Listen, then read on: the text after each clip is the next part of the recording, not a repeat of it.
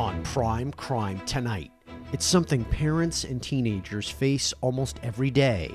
She's got to keep this secret. She's got to keep it hidden from her mom, her dad, all of her friends. But what one girl did was unthinkable.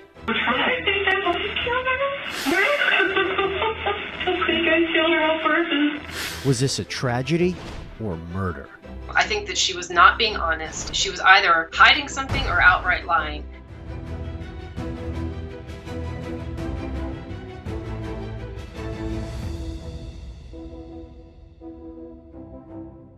Good evening, everybody. I'm Jesse Weber, and welcome to Prime Crime Tonight. This is where we do a deeper dive into the most high-profile and memorable true crime cases. Tonight, a high school girl tries to keep a secret, but it ends in death. This is Skylar Richardson. This girl from Ohio had the story we've heard so many times. Skylar Richardson, by all accounts, was a good student. She was well-liked at Carlisle High School. She was a cheerleader. Yet, like so many times, things were not quite what they seemed.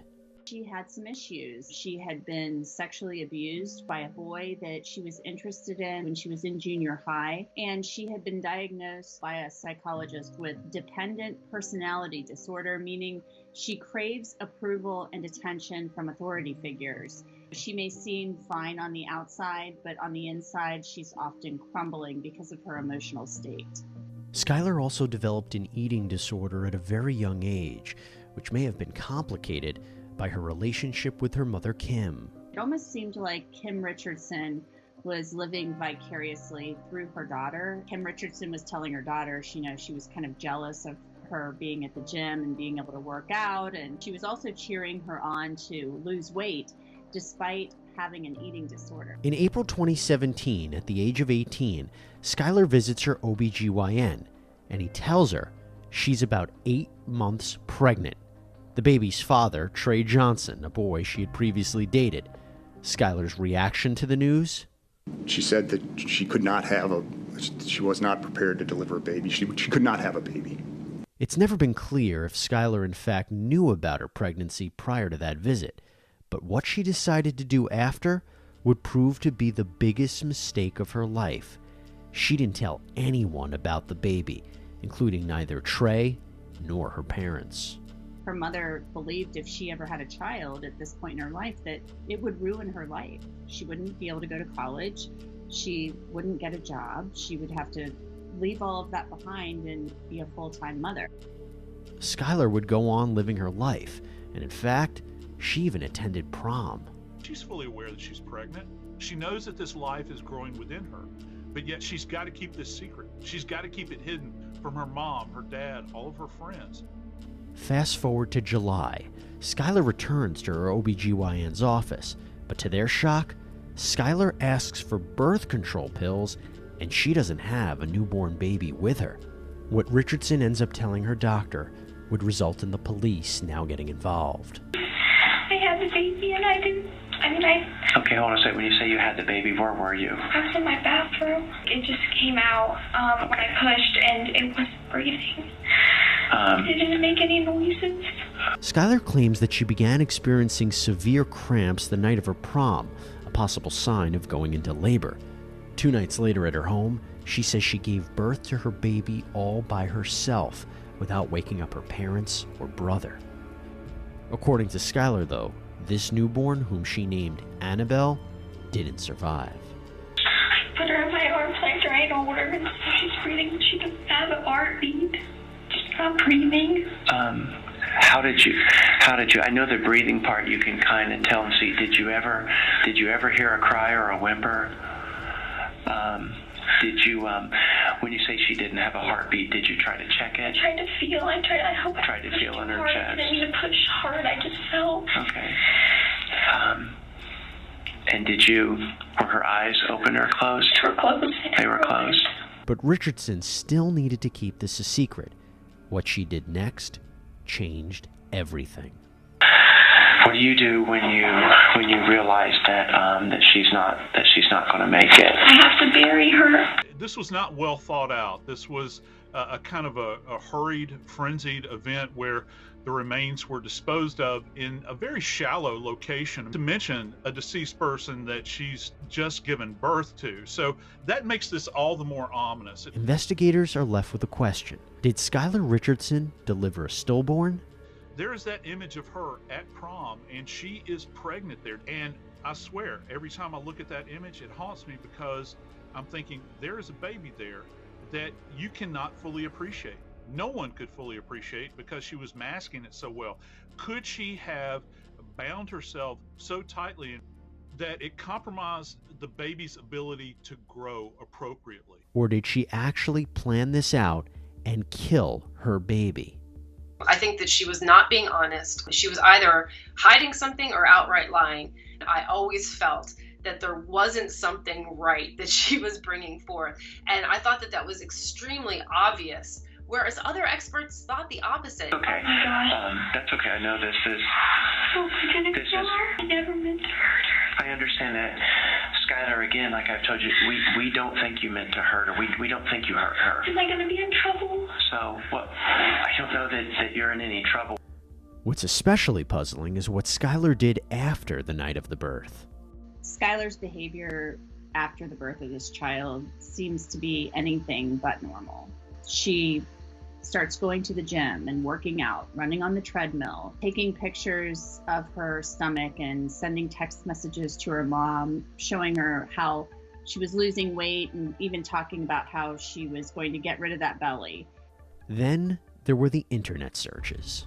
I think the only thing I search is how to not have a baby or how to get rid of a baby, but I never did any. Okay, well, but see, how to get rid of a baby is kind of, Sounds really bad now. I'm that's sorry. like how. Nothing was going to, I didn't try anything. Everything suggested that she did not intend to ever have that baby. And there was affirmative things that she did to hide her pregnancy. I mean, remember, she went to the prom just right before she wound up giving birth in her home. She never asked for any help, of course, from her family while she was giving birth. She did it all silently while they were right there. And she had done many internet searches. There was so much there that showed that if that baby was born alive, it wasn't going to be alive for very long.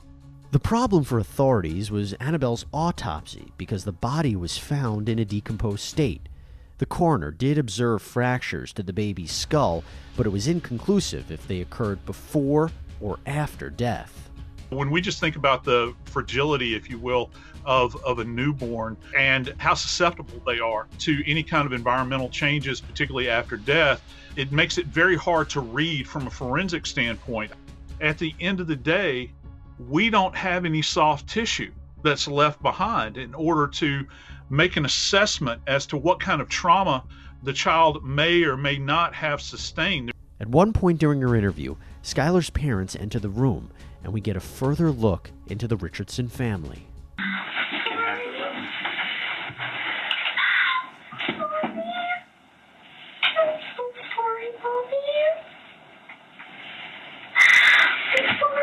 You should have just told us.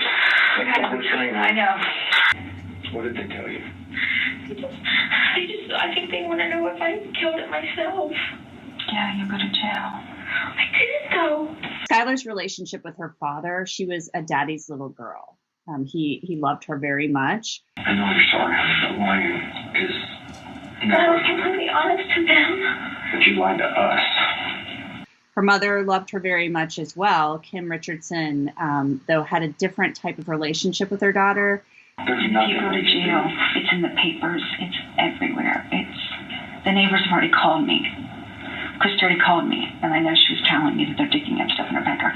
You're going to be on the news. How do you think Mims and Paps and Bill and Janet will feel? Please, support me. I didn't. Skylar, I am supportive, but I'm just saying. It was pretty shocking. Her mother was very concerned about what the neighbors were going to think since the police were digging up their backyard, what people were going to say.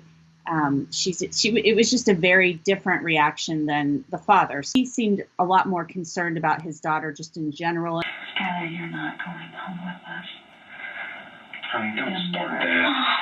Skylar, I'm telling you, it makes me sick. The cute little bag of popcorn you had, you'll never finish. Honey, stop. Please stop. Mom.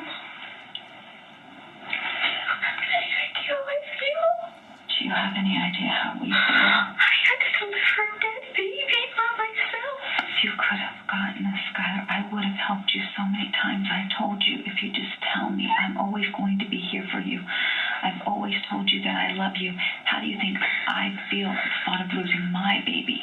What Skylar didn't know was that an examination of Annabelle's remains was about to reveal a new clue, and she was going to be brought back in for more questioning.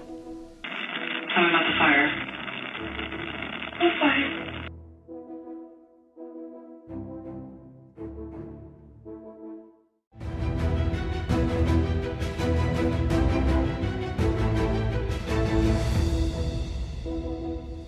I thought it was my fault because I should have got the doctors back in here. I should have told somebody, but I'm so scared.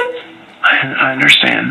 Brooke Skylar Richardson was a teenager out of Ohio who told police that she got pregnant, hid this from her family and friends, and then gave birth alone in her home. Now, she first tells police that the baby was born dead, but then something happened. After Skylar's interview with detectives in July 2017, she's free to go. But then 6 days later, they interrogate her again. This time, they say they have new evidence. Tell me about the fire. What fire? Well, there's some evidence to show that there was some burning on her. Didn't burn her. I promise on anything I didn't burn her. I didn't burn her. Are you sure? I swear on anything. You're sure? That I'm sure of. Initially, it appears that the state's forensic anthropologist, Dr. Beth Murray, determined that Annabelle's bones showed signs of burning. While Skylar first denies this, she then seems to give in.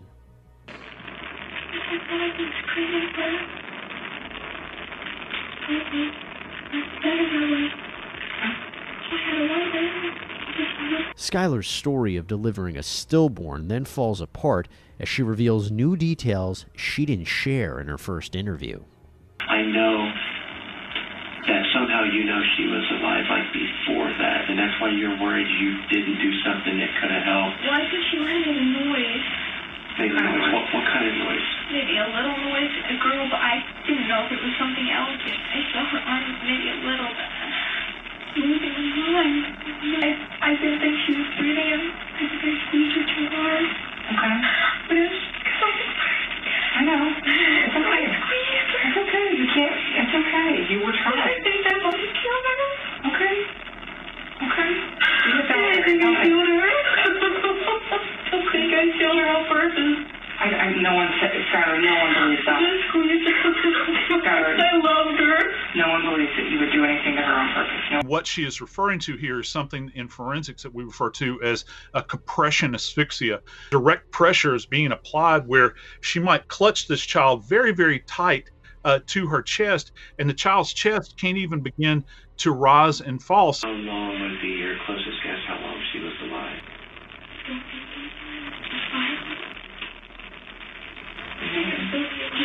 I don't know what's going to happen. That is not up to us. Okay. I don't know. Do you feel it? You keep saying that. Do you feel like you should be? I don't think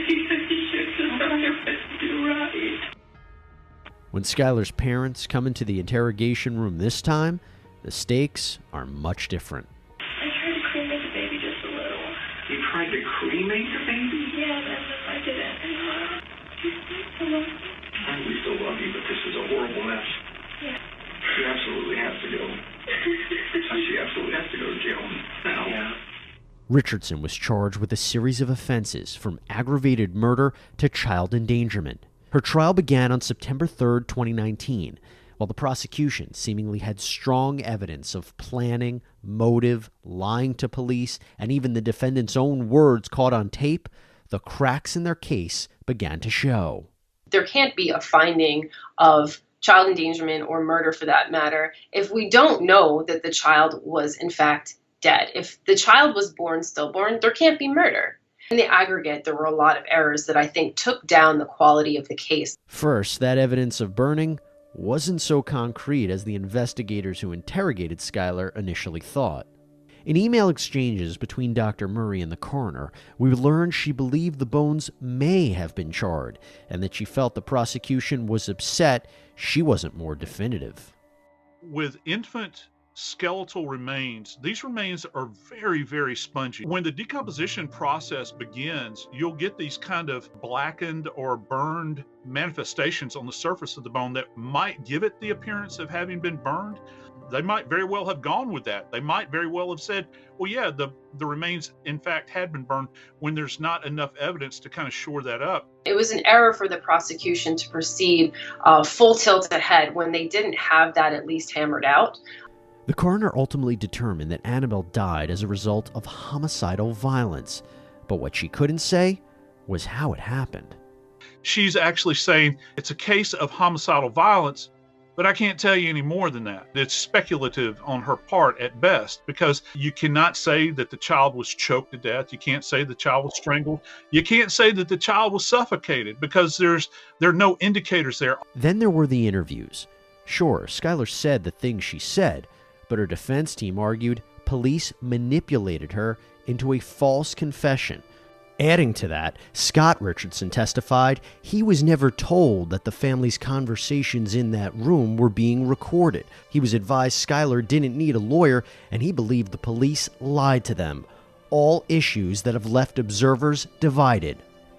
I thought that they conducted a fair interview, and she said so much that could let a jury determine that she wasn't being credible. I didn't see that there was any level of intense pressure or unlawful, unconstitutional pressure that the police were using during her interviews. Skylar's first interview with police, she's understandably very scared.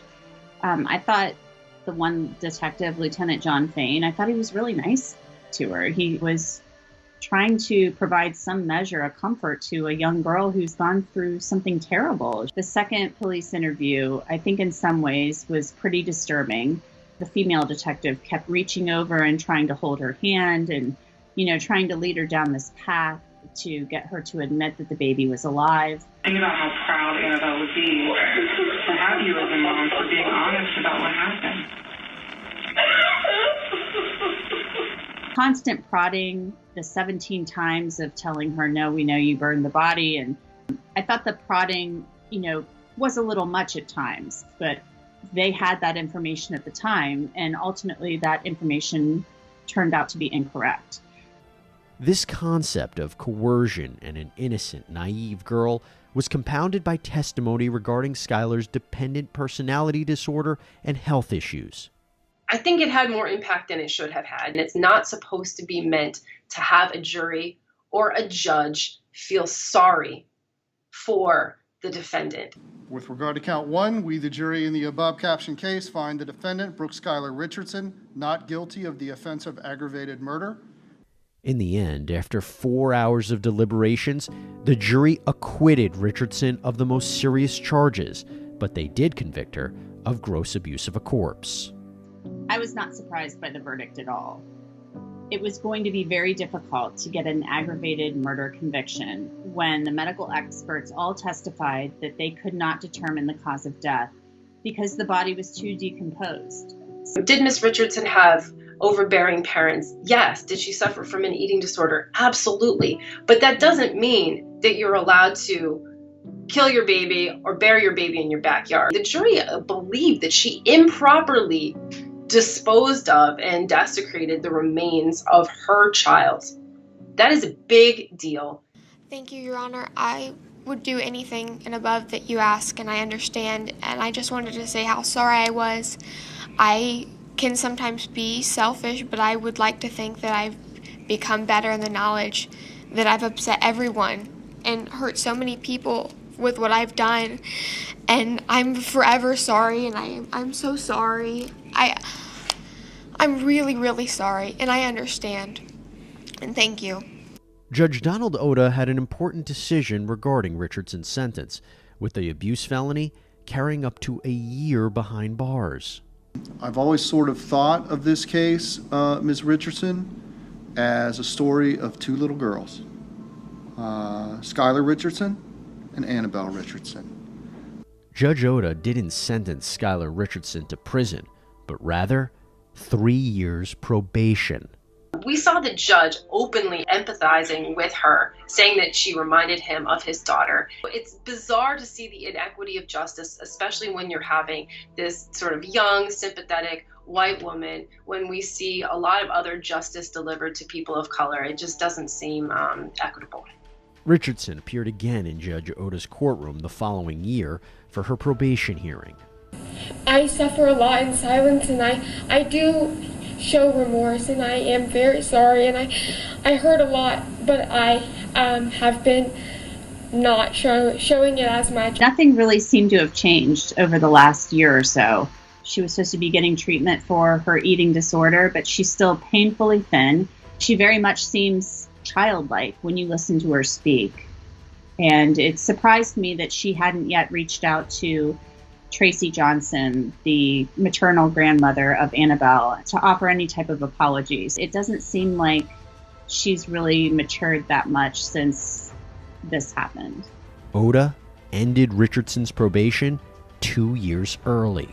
This is a low-level felony. You have no prior criminal history. You are employed. You are going to college. And there is no reason for me to invest the time and resources of my probation department in supervising you. Skylar Richardson walked out of that courtroom as a free woman, but she is a convicted felon, and she'll never be able to escape what happened. I think that we as parents owe it to our children to always let them know, no matter what, that we love them, that we care about them, and that no matter how bad anything is, they can always come to us and tell us. There are those who believe that Skylar Richardson got away with murder and she should be in prison. Then again, there are those who don't see a killer but a troubled young woman.